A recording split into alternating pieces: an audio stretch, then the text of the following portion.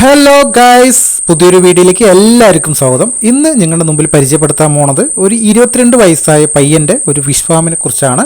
അപ്പോൾ നമുക്ക് വീഡിയോയിലോട്ട് പോകാം. പയ്യൻ അവിടെ അതിൻ്റെ ഉള്ളിൽ തീറ്റിയിട്ടുകൊണ്ടിരിക്കുകയാണ്. നമുക്ക് പോയി നോക്കാം.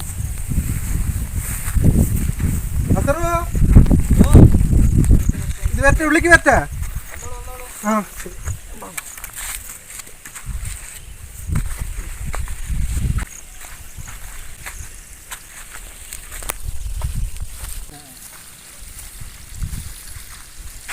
ഒരു 3 മാസം കഴിഞ്ഞാൽ നമ്മൾ എന്ത് ചെയ്യും, മാറ്റും, വേറെ കുളങ്ങളിലേക്ക് മാറ്റും. വേറെ എന്തൊക്കെയാണ് നമ്മുടെ ഈ തോട്ടത്തിൽ കൃഷിയായിട്ട് വരുന്നത്? അപ്പോൾ പിന്നെ നമുക്ക് തീറ്റപ്പുല്ലുണ്ട്. തീറ്റപ്പുല്ല് മൊത്തം നമ്മൾ എല്ലാം കാണിച്ചത് നമുക്ക്. അപ്പോൾ എന്തായാലും ഈ രാവിലും വൈകുന്നേരമാണ് നമ്മളിപ്പോൾ പില്ലിട്ട് ഇട്ട് കൊടുക്കുന്നത്.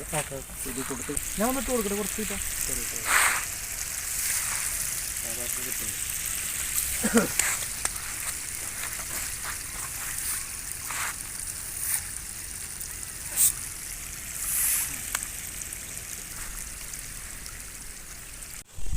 ഇതാണിപ്പോൾ നമ്മുടെ ഫാമിലെ വളർത്തു പുല്ല്. ഏകദേശം 2 ഏക്കറോളം ഈ ഒരു പുൽകൃഷി തന്നെ വരുന്നുണ്ട്. അപ്പുറത്ത് നമുക്കൊരു 100ഓളം തെങ്ങുകളുണ്ട്. മൊത്തത്തിൽ ഇതൊരു 6 ഏക്കർ ഉള്ള ഒരു ഭൂമിയാണ്. കുളം ഓൾറെഡി നമുക്കൊരു 1.5 ഏക്കർ കുളമുണ്ട്.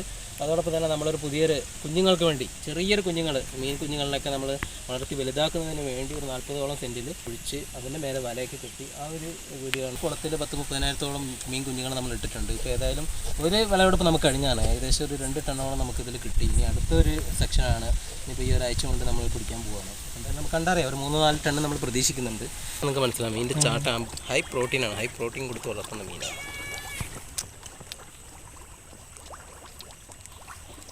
ഫാമിൽ പണിയെടുക്കുന്ന ആൾക്കാരാണ് ഞങ്ങൾ. ആടുകളെ ഇവിടെ വെക്കിടും. ആടുകൾ അവിടെ കുറേ ഉണ്ട്. ഇപ്പോൾ ഇത്ര നേരം സഹകരിച്ചതിന് വളരെ താങ്ക്സ്.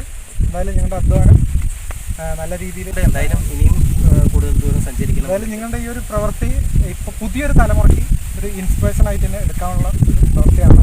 ഇത് മുന്നോട്ട് ഇങ്ങനെ തന്നെ പോട്ടെ. എല്ലാ ആശംസകളും നേരുന്നു. അപ്പോൾ കാണാം. ഇതുപോലെയുള്ള വീഡിയോകൾ കാണാനായി ചാനലൊന്ന് സബ്സ്ക്രൈബ് ചെയ്യുക, വീഡിയോ ഒന്ന് ലൈക്ക് ചെയ്യുക. അടുത്ത നല്ലൊരു വീഡിയോ ആയിട്ട് കാണാം.